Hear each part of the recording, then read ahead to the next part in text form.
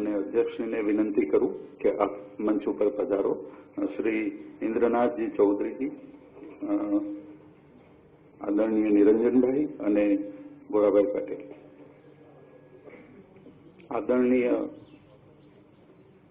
નિરંજન ભગત સાહેબ, શ્રી ઇન્દ્રનાથજી ચૌધરીજી, પરિષદ પ્રમુખ શ્રી ભોળાભાઈ પટેલ અને આપ સૌ મહેમાનો, વડીલો અને મિત્રો, આપણે સૌ જાણીએ છીએ કે રવિન્દ્રનાથ અંતર્ગત એમના 3 નાટક વિશે એના નિષ્ણાતો વાત કરશે ને જેનું અધ્યક્ષ સ્થાન રઘુવીરભાઈ સંભાળશે. ત્યારબાદ નવલકથાકાર અને રવિન્દ્રનાથ એવો એક ત્રીજી બેઠક છે અને એ બેઠક અંતર્ગત ભોળાભાઈના અધ્યક્ષ સ્થાને શિરીષભાઈ પંચાલ, અનિલાબેન અને નરોત્તમભાઈ વાત કરશે. આવતીકાલે પણ આપણે વિશિષ્ટ બેઠકો રાખી છે. આ ચોથી બેઠક જે છે એ આવતીકાલની, એમાં પણ ગુજરાતી સાહિત્ય અને રવિન્દ્રનાથ, એમ ગુજરાતી સાહિત્યમાં રવિન્દ્રનાથનું જે કંઈ અનુવાદિત સાહિત્ય ઉપલબ્ધ છે એનું ચયન થયેલું એક પુસ્તક તો આપણે પ્રગટ કરીએ છીએ, પરંતુ ગુજરાતી સાહિત્ય પર રવિન્દ્રનાથનો પ્રભાવ એ અંતર્ગત પણ એક વ્યાખ્યાન આપણે રાખ્યું છે અને એના અધ્યક્ષ સ્થાને રમણભાઈ સોની છે. 4મી તારીખે આપણે રવિન્દ્રનાથ પરની અને રવિન્દ્ર કૃતિ પરની ફિલ્મ પ્રસ્તુતિ છે, જે સત્યજીત રાયે રવિન્દ્રનાથ પર ડોક્યુમેન્ટરી ફિલ્મ બતાવી છે, એ સાંજે 6 વાગે છે.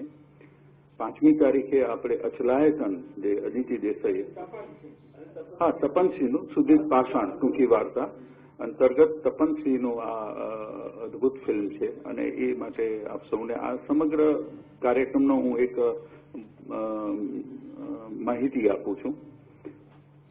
અભિભૂત કર્યો છે અને જેનાથી હું રવિન્દ્રનાથના પ્રેમમાં પડી ગયો છું. એવા 3 પ્રસંગોની વાત કરીને મારી વાત પૂરી કરીશ. આઈન્સ્ટાઈનને જ્યારે એમની મુલાકાત થઈ હતી ત્યારે સૌંદર્ય અને સત્ય માટે એમનો એક સંવાદ થયો હતો અને આઈન્સ્ટાઈન એમને પૂછે છે, if there were no human being anymore and the Apollo Belvedere no longer would be beautiful.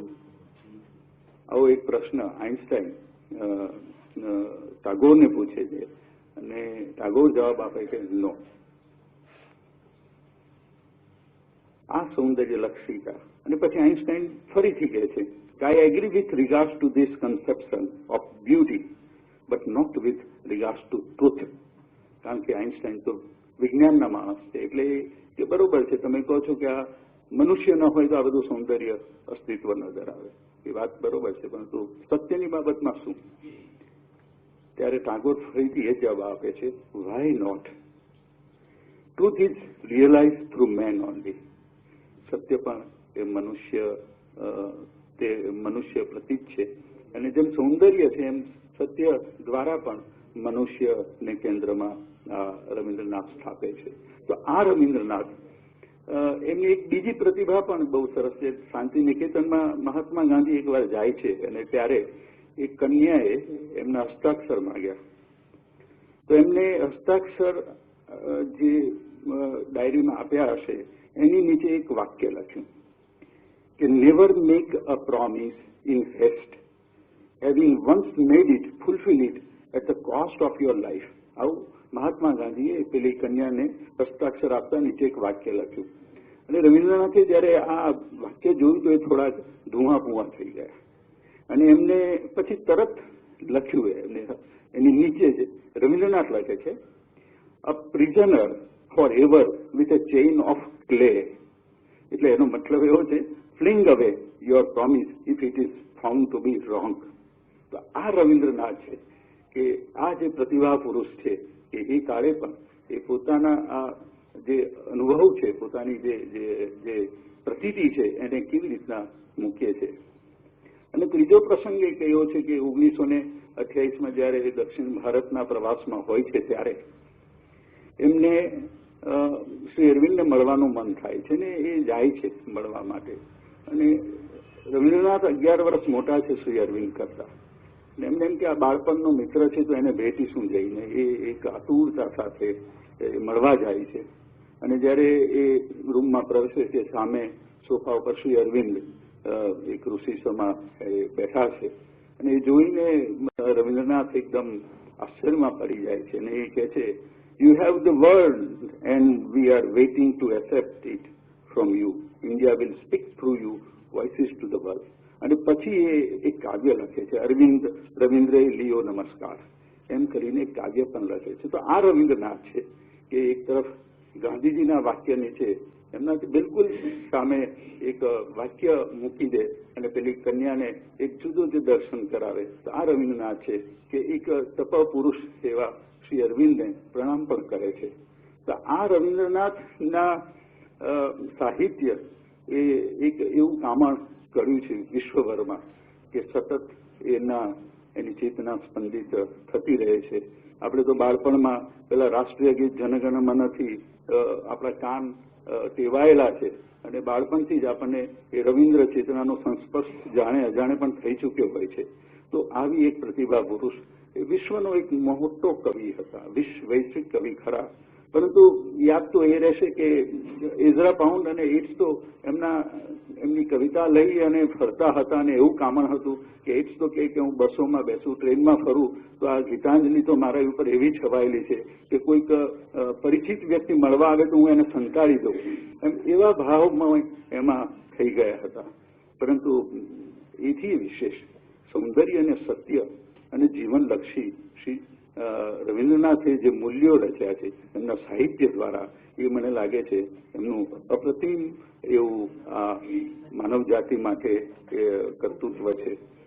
બીજું એક એ પણ મને લાગે છે કે રવિન્દ્રનાથનું જે વિશાળ સાહિત્ય છે એ વિશાળ સાહિત્યમાંથી પસાર જઈએ છીએ ત્યારે આપણને એમાં એક રાષ્ટ્રીય અસ્મિતા તો મળે છે, પરંતુ એક માનવીય એવી નિસ્બત પણ આપણને જોવા મળે છે.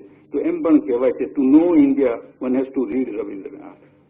તો આ એવો મોટો સર્જક છે અને આપણે એની વિશે આ 2 દિવસ અને પછીના 4 દિવસ 6 દિવસ એના મહી રહીશું. આપણા ગુજરાત અને ગુજરાતી સાહિત્યકારો અને કલાકારો તો શાંતિનિકેતન દ્વારા રવિન્દ્રનાથને સતત એના પરિચયમાં રહેલા છે અને એનો એક વિશેષ પ્રભાવ પણ આપણા સાહિત્યમાં મળેલો છે. તો આ એક નાનકડી ભૂમિકા સાથે હું શ્રી આજના જે વક્તા ઇન્દ્રનાથજી ચૌધરીને વિનંતી કરું કે આ અંતર્ગત આપ will deliver his address in Hindi, and I request the Bhodabhai Patel to introduce him. આદરણીય નિરંજનભાઈ, શ્રી ઇન્દ્રનાથજી, રાજેન્દ્રભાઈ અને અહીં ઉપસ્થિત સૌ મિત્રો, ઇન્દ્રનાથ ચૌધરી એ બંગાળી એમની માતૃભાષા, હિન્દી એમની એકેડેમિક ભાષા અને અંગ્રેજી આ ત્રણેય ભાષાઓમાં એ લખે છે, ત્રણેય ભાષાઓમાં વક્તવ્યો આપે છે. પણ એમની વિશેષતા એ છે કે એ એક મોટા તુલનાત્મક સાહિત્યના લેખક છે અને તુલનાત્મક સાહિત્ય વિશે અંગ્રેજીમાં એમને 3 જેટલા ગ્રંથો લખેલા છે. હિન્દીમાં પણ તુલનાત્મક સાહિત્ય વિશેનો એકમાત્ર ઉત્તમ ગ્રંથ ઇન્દ્રનાથ ચૌધરીએ લખેલો છે. પણ ઇન્દ્રનાથ ચૌધરીની આ ઓળખાણ અધૂરી રહે જો સાહિત્ય અકાદમી દિલ્હી એના સચિવ તરીકે એકવાર લગભગ મૃતપ્રાય થવા આવેલી સાહિત્ય અકાદમીને એમને એકદમ જીવંત કરી દીધી. એ જયારે સચિવ બન્યા તે પછી સાહિત્ય અકાદમીએ જે કાર્યક્રમો કર્યા, જે બધા પ્રકલ્પો કર્યા અને જે રીતે પ્રકાશનોમાં ગુણવત્તા અને સુંદરતા લાવવામાં આવી, એ એમની વ્યવસ્થાપન શક્તિનો એક આખો પરિચય છે. ગુજરાતીમાં એમ બોલતા મુझे तो हिंदी में बोलना चाहिए.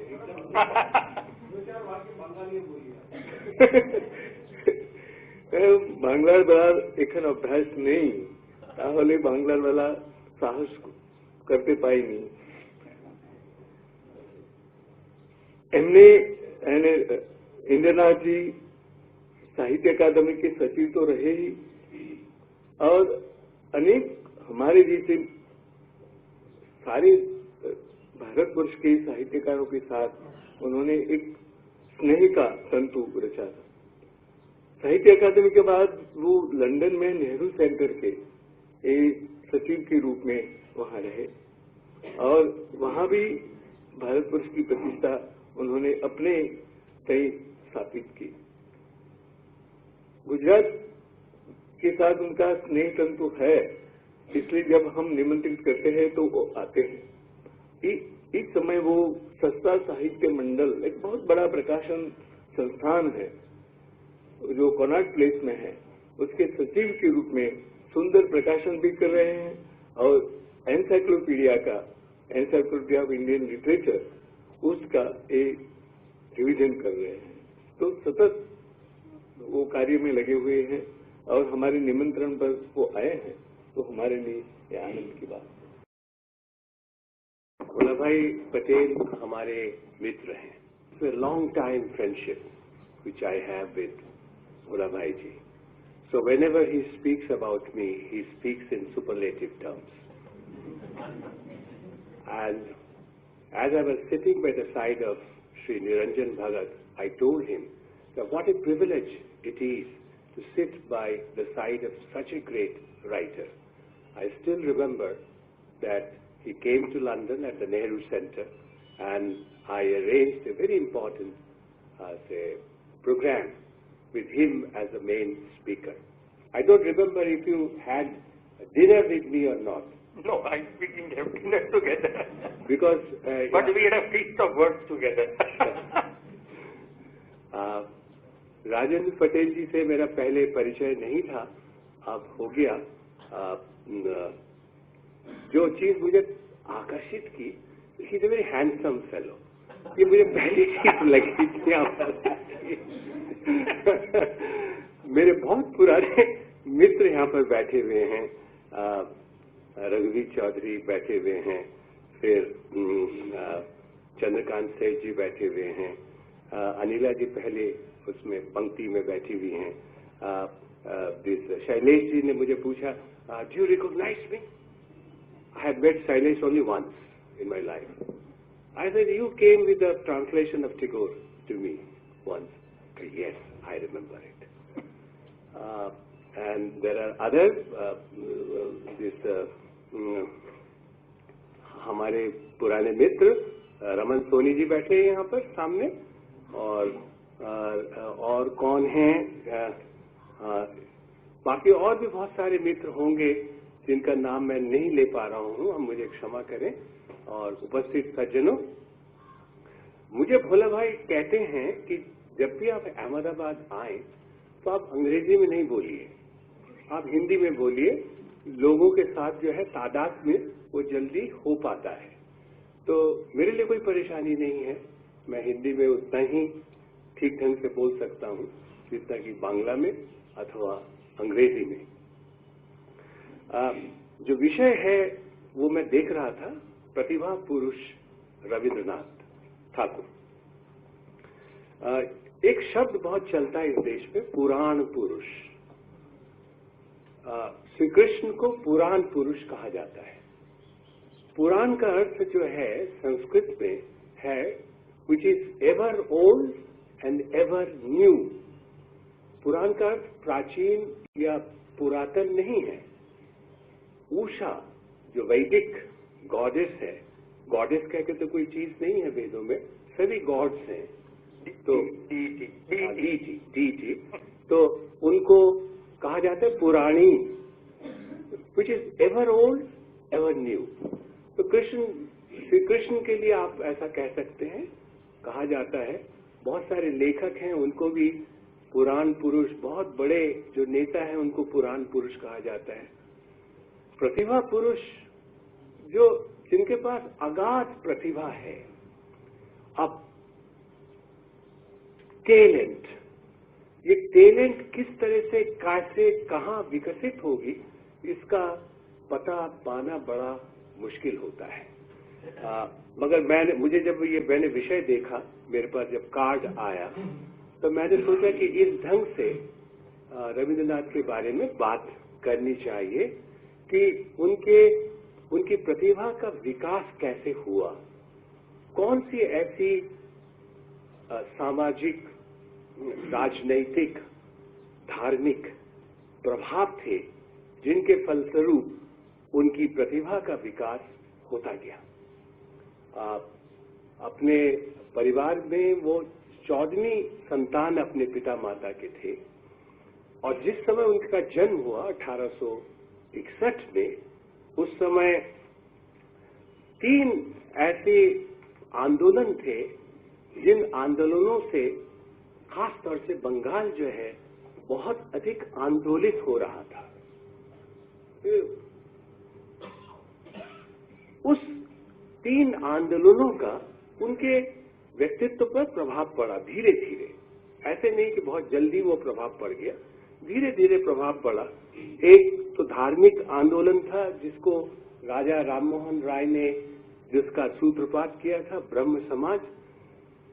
मुझे ऐसा लगता है कि ब्रह्म समाज या स्वामी दयानंद का आर्य समाज या उस समय जो भी धार्मिक आंदोलन हुए, सामाजिक आंदोलन हुए, वो दरअसल में टू डी-ग्लैमराइज द वेस्ट। मुझे ऐसा लगता है वेस्ट का इतना अधिक हम पर दबदबा हो रहा था कि उसको कैसे डी-ग्लैमराइज करें। ये बात और किसी के बारे में अगर लागू ना भी हो, महात्मा गांधी के बारे में तो एकदम 100% लागू होता है, खास तौर से जब 1909 में वो हिंद स्वराज लिख रहे हैं। हिंद स्वराज में वो हॉस्पिटल के अगेंस्ट लिख रहे हैं, वो जो है कोर्ट्स के अगेंस्ट लिख रहे हैं, हाँ, ट्रेन के अगेंस्ट लिख रहे हैं, जिन ट्रेन पर चढ़कर वो सारे भारतवर्ष का भ्रमण करते रहे। इन सब का पीछे कारण मुझे लगता है to deglamorise the western, you know, the effect, the impact.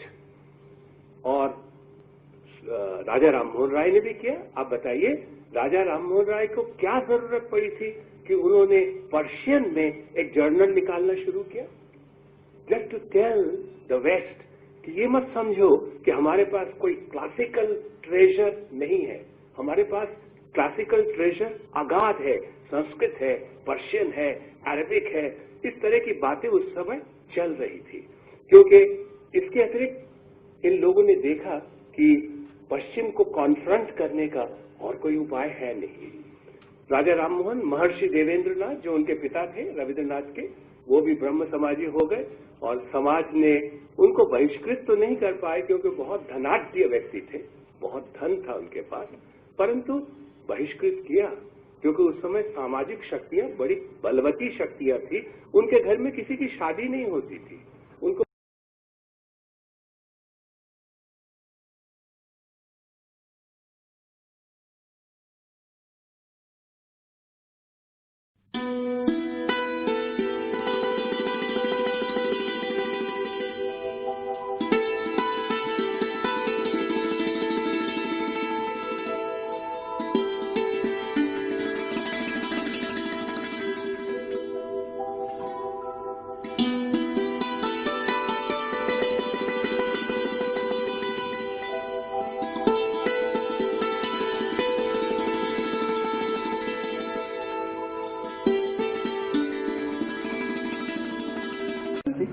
કે આપ પધારો, ભોળાભાઈ, રઘુવીરભાઈ આપ પણ આવો, અને પ્રફુલભાઈ।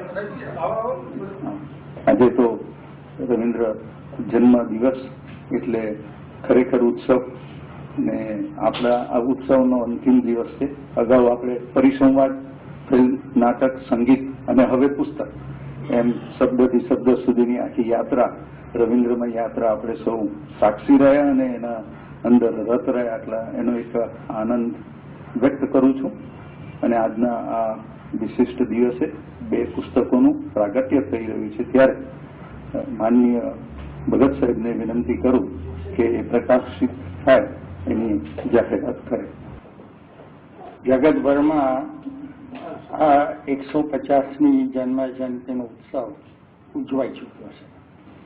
આજે એની પૂર્ણાહુતિ છે। ગુજરાતી સાહિત્ય પરિષદે પણ 2જી તારીખથી રવિન્દ્ર મહોત્સવનો આરંભ કર્યો, એની પણ આજે પૂર્ણાહુતિ છે।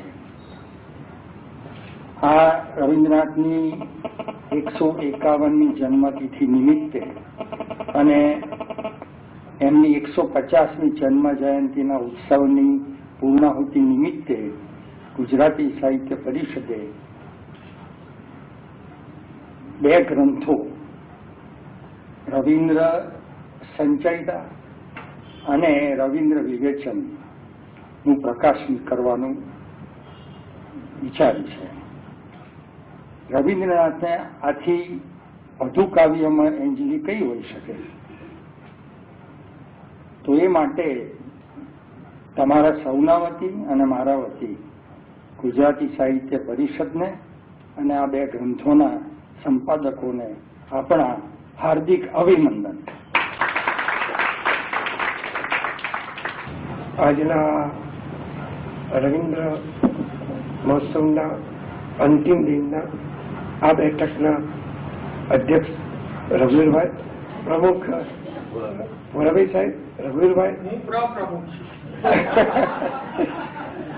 મોરમજી નિરંજનભાઈ, રાજેન્દ્રભાઈ અને આપ સૌ રવિન્દ્ર મહોત્સવ કરવા માટેનો જ્યારે પહેલા ભેગા થયા ત્યારે કેન્દ્ર સરકારની સાંસ્કૃતિક વિભાગ એના પશ્ચિમના ઉદયપુર તરફથી જે એક સ્કીમ છે એ અંતર્ગત શૈલેષભાઈના અને રાજેન્દ્રભાઈના પ્રયત્નથી આપણને અનુદાન મળ્યું. પહેલી વખતે એવું નક્કી કરેલું કે આપણે આ કાર્યક્રમ એપ્રિલમાં કરવો, પણ પછી એમ થયું કે રવિન્દ્રનાથનો જન્મદિવસ જે દિવસે હોય ત્યારે આપણે આનો અંતિમ દિવસ રાખો. એ રીતે આજે આપણે આ મહોત્સવ અહીં એની પૂર્ણાહુતિ કરીએ છીએ. 2 ગ્રંથો ભગત સાહેબે જણાવ્યા. રવિન્દ્ર સંચયિતા એ મુરબ્બી અનિલાબેન અને મુરબ્બી વરાભાઈએ જે ઉત્તમ અનુવાદો થયા છે.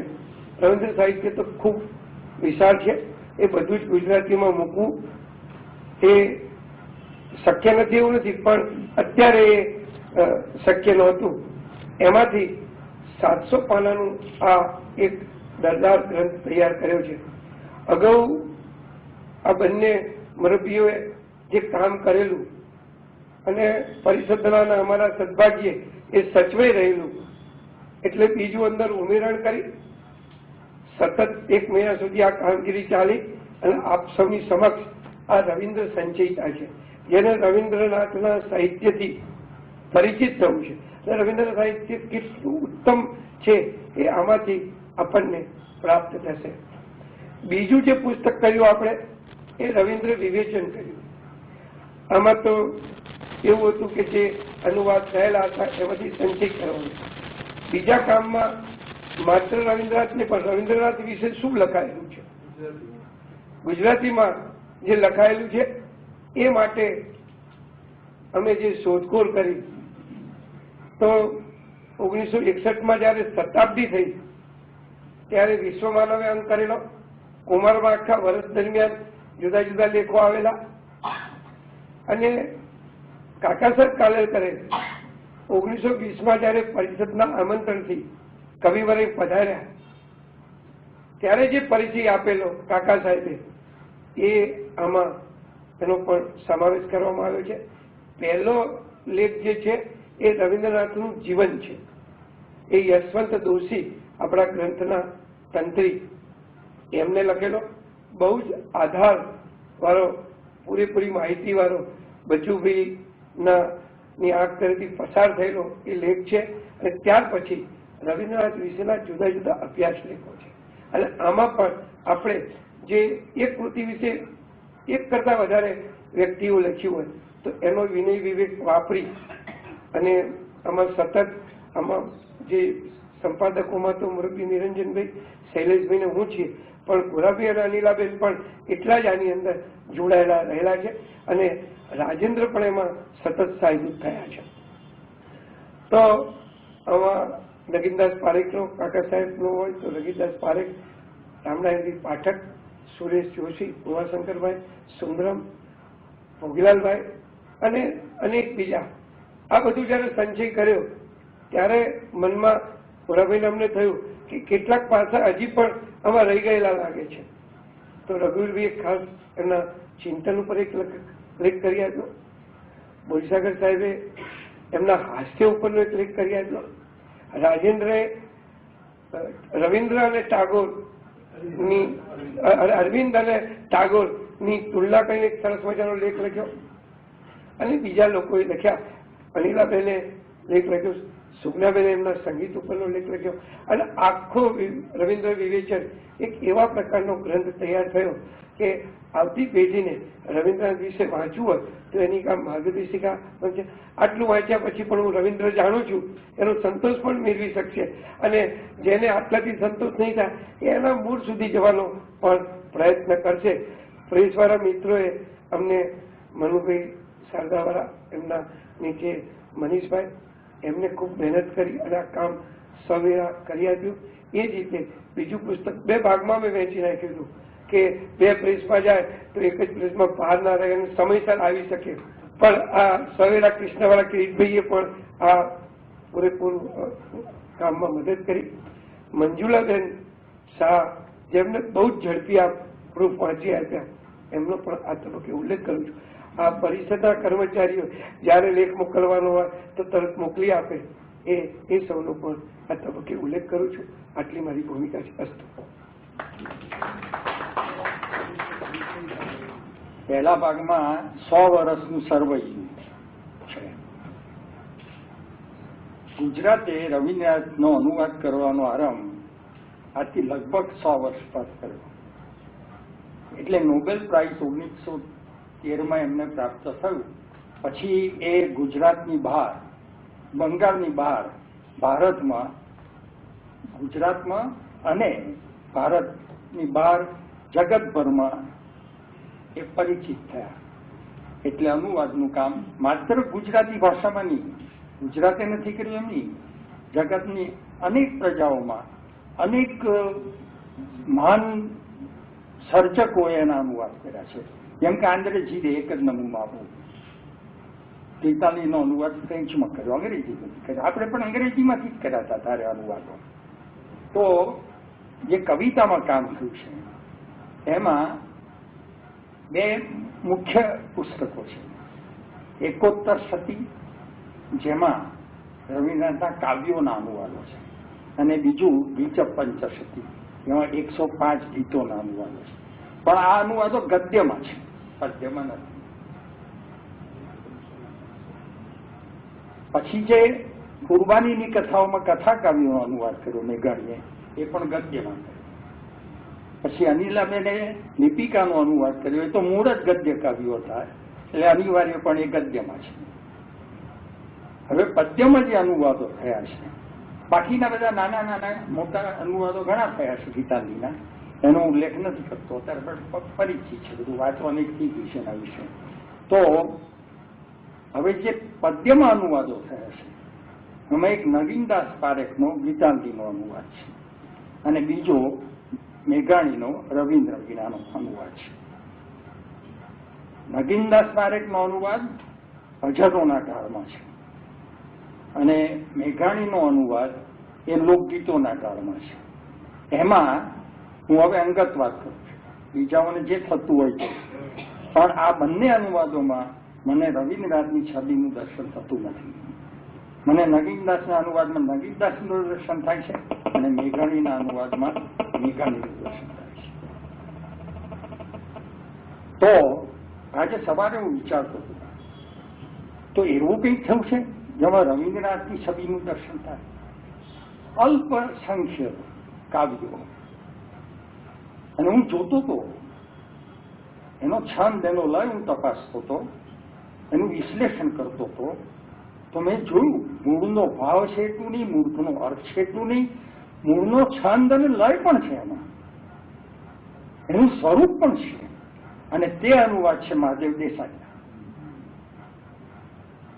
તારી જો હાક સુણી કોઈ ના આવે તો એકલો જાણે રે. આ વનવેલીમાં છે, એ પયારના કુળનો છંદ છે આપણે. એટલે ગુજરાતી ભાષામાં ભવિષ્યના અનુવાદકોએ આ ધ્યાનમાં રાખવા જેવું છે કે રવિન્દ્રનાથના કાવ્યો અને ગીતો, એનો જે લય હોય તે એનો અનુવાદ કરવો હોય ત્યારે કાવ્યોનો અનુવાદ બધા રવિન્દ્રના કાવ્યો પયારમાં છે, કેટલાક મુક્ત પયારમાં છે. પ્રાસહીન અંગ્રેજીમાં અનરાઇમ લાઇન્સ ઓફ ઇવન લેન્થ, એક સરખી લંબાઈની પ્રાસહીન પંક્તિઓ અથવા તો સપ્રાસ પંક્તિઓ પણ અણસરખી લંબાઈની, આવા બે પ્રયોગ કર્યા છે. અને અંતે તેમણે શેષ એકામાં તો છંદો પણ છોડી દીધા છે. એટલે મુખ્ય એમનું કામ, મુખ્ય નહીં, એમનું સમગ્ર કામ પયારમાં છે. અને એનો સગોત્ર છંદ આપણી ભાષામાં વનવેલી છે. તો ભવિષ્યમાં જો સફળ અનુવાદો કરવા હોય, એમાં રવિન્દ્રની છબીનું દર્શન થાય, તો આજે વનવેલી છંદ છે જેનું ભવિષ્ય ઘણું મોટું છે, એમ કેશવ શત્રુએ રામ રાણે પાઠક ભાખ્યું હતું. એ છંદ જો આપણે ઉપયોગ કરીએ, તારી જો હાક સુણી કોઈ ના આવે તો એકલો જાણે રે, બેકી અક્ષરો છે. છંદ પણ એ છે, લય પણ એ છે, રાગ પણ એ, ધાર પણ એ રાખે છે. તારા સ્વજન તને જાય મૂકી તો તેથી કઈ ચિંતા કરે છે. પ્રાસ સાચવ્યા છે, અંતરા સાચવ્યા છે, ધ્રુવ પંક્તિ સાચવી છે, અને છેલ્લે જે ગીત મહાદેવી હતા અને ટાગોરે પોતે ગાયું, જીવન જ્યારે સુકાઈ જાય કરુણા ધારાએ આવું. એટલા સુઘડ સુંદર અનુવાદો છે. આ એક મોડેલ છે આપણી પાસે. ભવિષ્યના રવિન્દ્રનાથની કવિતાના અનુવાદકોએ હંમેશા સામે રાખીને અનુવાદ કરવા જેવું મોડેલ છે. તો આનાથી મને સંપૂર્ણ સંતોષ આ 3 ગીતોથી થયો છે. એ દિશામાં જો આપણે રવિન્દ્રનાથની કવિતાનું અનુવાદનું કામ કરીશું તો મને છે લાગે છે, કારણ કે રવિન્દ્રનાથ ખાસ આમે કવિતાનો અનુવાદ કરવો દુસ્સહ્ય છે. એ ભારે મોટું સાહસ છે, એક મોટું આહ્વાન છે જગતભરમાં અનુવાદકોને, માત્ર ગુજરાતમાં અને ગુજરાતીઓને નહીં. એમાં સફળ થવું બહુ મુશ્કેલ છે. ભલા લોકો ચૂકી ગયા છે.